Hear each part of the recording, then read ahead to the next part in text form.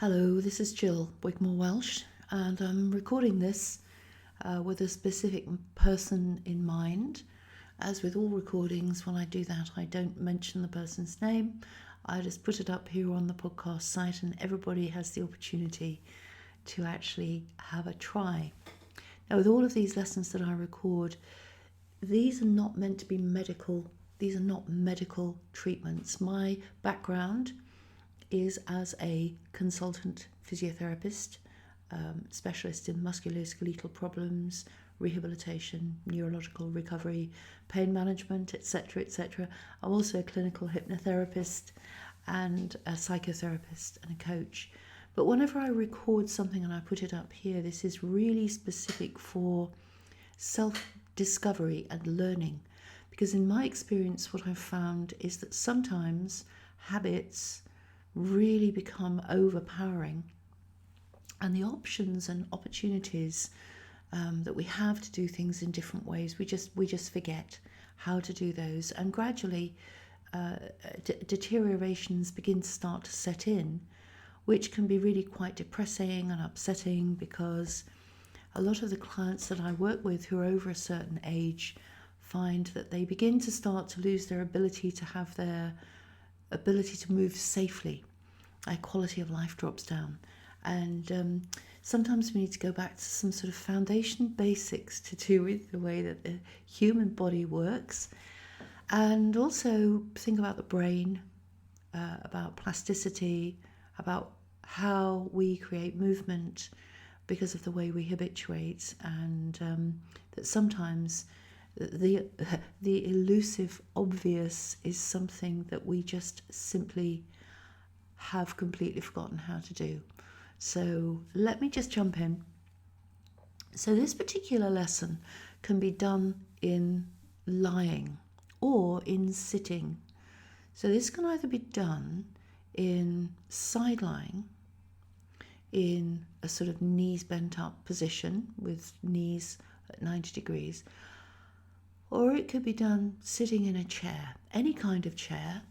It could be done in a wheelchair, it could be done in an armchair, but it is a lesson that can be done in that configuration. And one thing that is important to say at the beginning is that the lesson can be done completely in your imagination. So you don't actually have to do the movements in order to be able to fire off the neural pathways in your brain. You can literally think through the movement activities. Now, a caveat with that is that we know that fear has a powerful effect on the brain and the way in which we process what's happening. And sometimes when we get scared and we are worried about whether something is going to impact us, what can happen is we can begin to start to trigger feelings like pain. So even sometimes thinking about moving can be enough to trigger pain. So one of the things with this kind of movement work is to go extremely gently, extremely teeny tiny, literally itsy bitsy, slow, gentle ways to move in. If lying on, let's say, right side or left side, it doesn't really matter which side this lesson can be done in.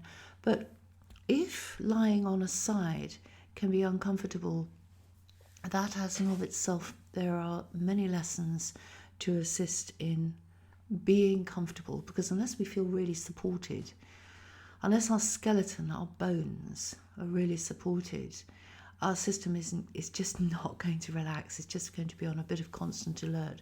So it might be that a rolled up pillow or towel, or a Laerlands a whole tube, which I can put a link in the comments here. There are some fabulous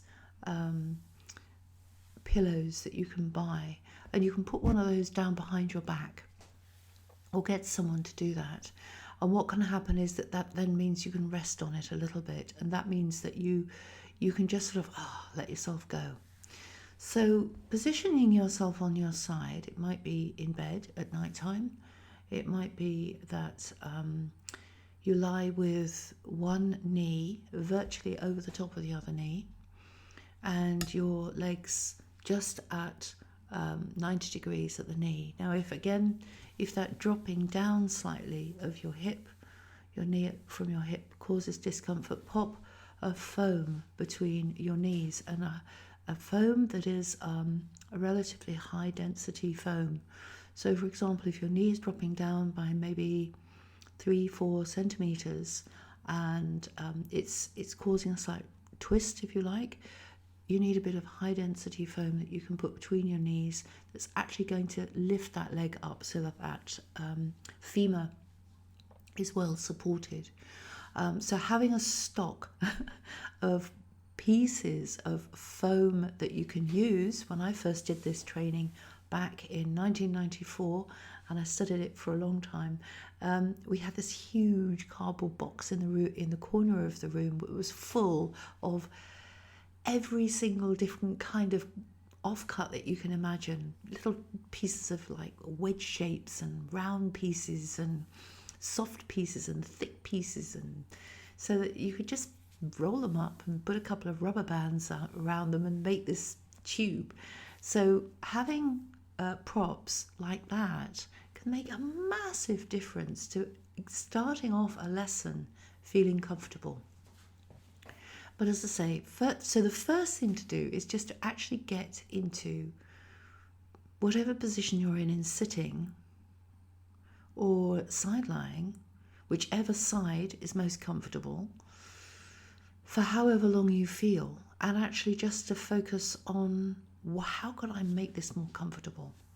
How could it be even easier for me to just rest here so that actually I'm not really having to hold myself a little bit tense?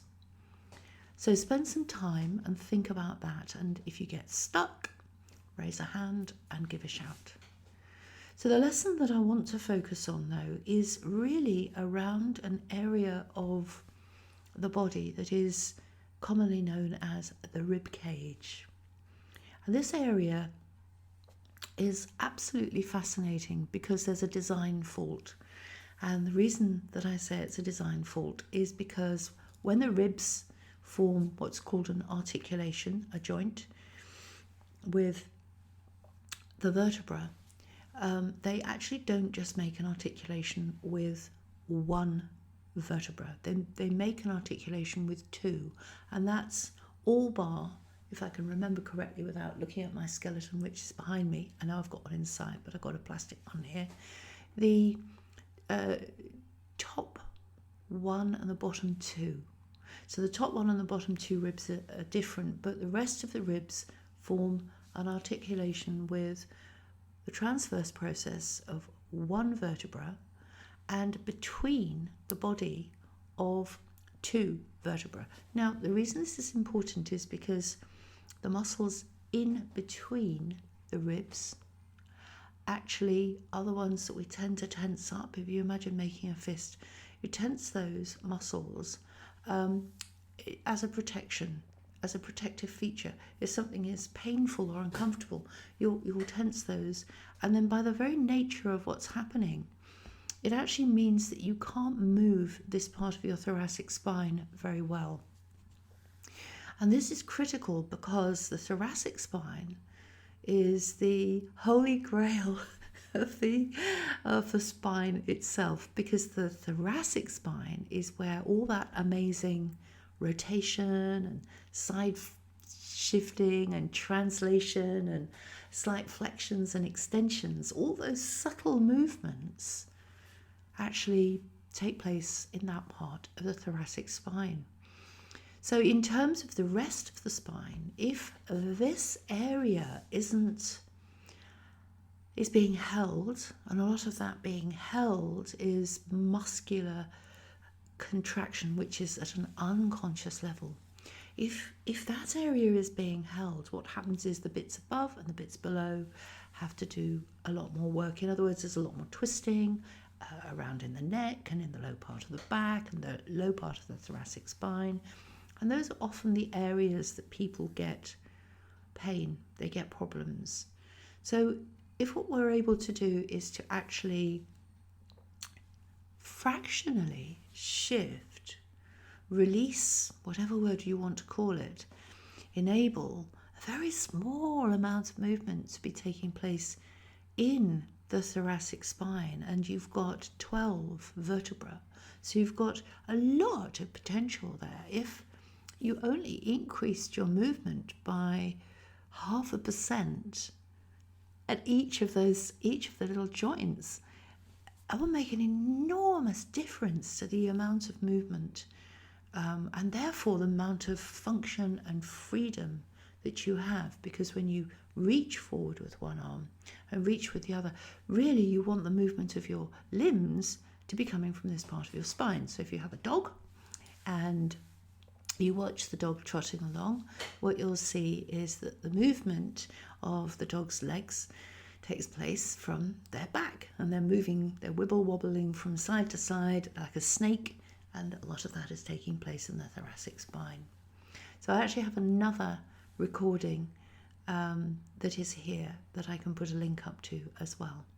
So let's think about how it could be possible to make a fractional change to the way that you move or use your thoracic spine. So the key here is comfort, because if you're feeling in any way, shape or form under anything that triggers fear, you're going to contract all of these muscles. So we need to start off actually by having an awareness that safety is absolutely key and critical. So spend time, get yourself comfortable with pillows, blankets.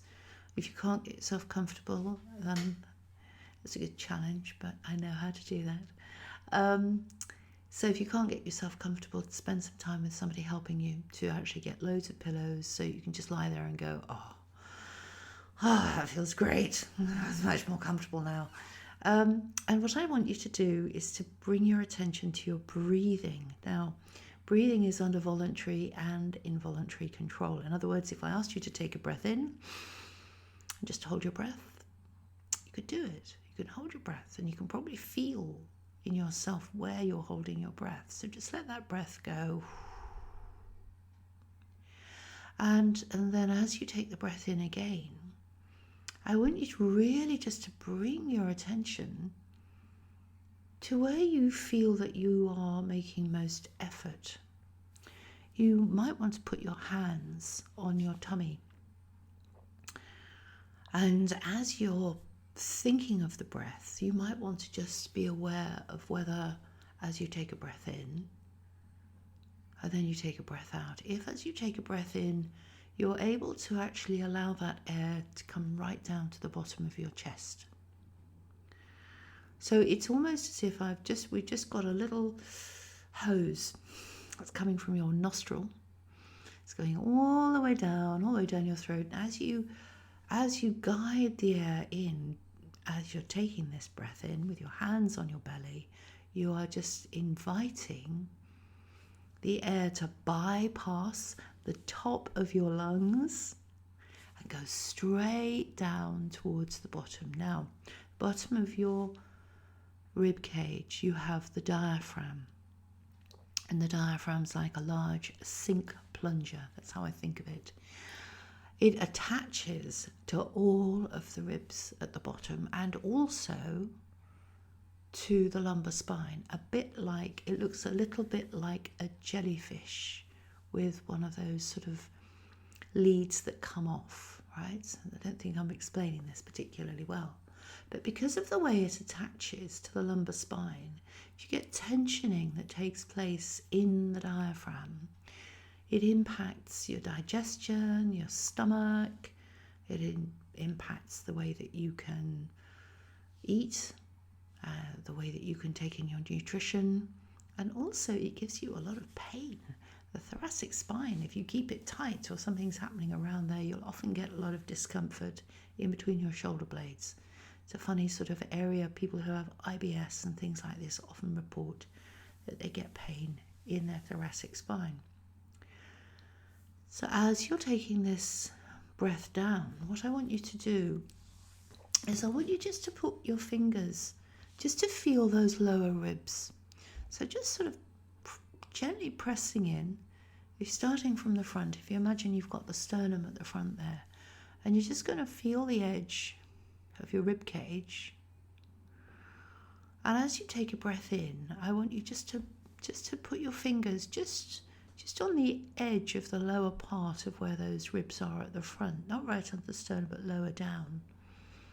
And I want you to actually just put your fingers there and almost, as you take a breath in, almost resist the air coming in, which sounds counterintuitive. So I'm not wanting you to actually pull the ribs apart with your fingers to try and release it. I'm actually just wanting you to breathe through your nose, down through this imaginary tube, a piece of hose pipe, all the way down to the bottom of your lungs. But as you take a breath in, I want you to consciously just hold that rib cage and not allow it to move. So not allowing that rib cage to move at the bottom. And feel how that then causes this diaphragm to shift. I just do that a couple of times. Just feel what it's like. Do it in your imagination if this causes any discomfort. As I say, this is not a medical treatment. And also, whatever amount of effort you'd normally put into something, I want you to cut it right down to 25%. So right down to 25%. You can even do it in your imagination and just roll over if you're listening to this so far and we've got in 16 minutes and you're thinking, oh, this is too uncomfortable. Just stop recording, come back, 16 minutes, pick it up again. So I want you just to stop yourself from moving. So stop yourself with your fingers, stop your ribcage moving. And then as you breathe out, and then as you breathe in again this time, I want you just to match the resistance as you breathe in and those ribs down there move, and just allow those ribs to move. And now you're a little bit more aware of what those ribs are doing down there. Is there any shift or change? What does it feel like now to just take that air right down to the bottom part of your rib cage? Now this time on the out breath, I want you just to allow the out breath just to keep going for a little bit longer. So with your fingers still on the bottom part of your ribs, as you breathe out, I want you just to allow yourself just to compress very, very slightly, not a hard press, just tiny, tiny, tiny pressure. As if you're just squeezing a little tiny bit more air out of your lungs. And then allow yourself just to have that little rest point, which you do after you take a breath in, you breathe out, and then there's like that nice rest. And then as you breathe in again, just feel under your fingers, feel this part of your rib cage moving. So right down there at the bottom. And that's really all I want you to do with this lesson. I just want you to be beginning to start to be more aware of the way in which you could actually access moving some of these bottom ribs a little more. And I'll explain why. Because when you begin to start to move the ribs, they're going to move apart. And what's going to happen is you're going to switch off the muscles that are in between each of the ribs. What that's going to do is it's going to give them a rest. And it's going to allow you just to have that perhaps just fractional shift. You might find a fractional shift in your ability to actually take a breath in and maybe sustain. So as you take a breath in, you can breathe down to the bottom of your chest, and then as you breathe out, you just have that little tiny bit longer that the air can come out. Also, this is going to have an effect on that very slight rotation, which I'm not going to do today because I think this is probably absolutely enough. If you've got this far through, Well done. This is fantastic. So remember, you can do this in sitting. If you're sitting, you can just put one hand across, feel the ribs, and just as you take that breath in, taking the air down to the bottom, you're just going to stop those ribs moving a little bit, not slap your hands on firmly, but just stop your ribs moving a little bit so that the air actually bypasses and it makes your belly move out. It makes the air move your diaphragm down. So this is just sort of lubricating and almost stretching your diaphragm a little bit, but not, because it's just doing it actively. As your diaphragm moves down, it means your belly needs to be relaxed because it's a great big piece of muscle at the bottom there. And as you breathe out, you can just keep that finger there and then let the air come back in its own time, with your finger just resisting that rib just a little bit at the bottom. Then take your finger off and just feel what it feels like and do a couple of just ordinary breaths. Ordinary breaths. Just feel what it feels like to breathe there now. Now, I have no idea how this is going to impact you, but I know that as I've been doing this, I can feel something shifting. If you feel comfortable, you can do this lying on first one side and then the other side. But if you don't feel comfortable, you can actually just practice this lying on one side and feel if that makes a change. And then this is the sort of thing that you could do maybe if you're in bed at night time and you woke up and you weren't feeling particularly comfortable. Get yourself comfortable. If your mind is racing and you can't sleep, you can practice this process in the night. But as I say, it's not meant to be a medical treatment. It's just meant to be a learning experience to enable you to understand a little bit more about how you may be using yourself and your body. So I hope this is of help, and I'm going to be putting this up on my podcast site, and I'm hoping that I can get a link over and you'll be able to have a play and try doing this movement work yourself. Take care. Bye.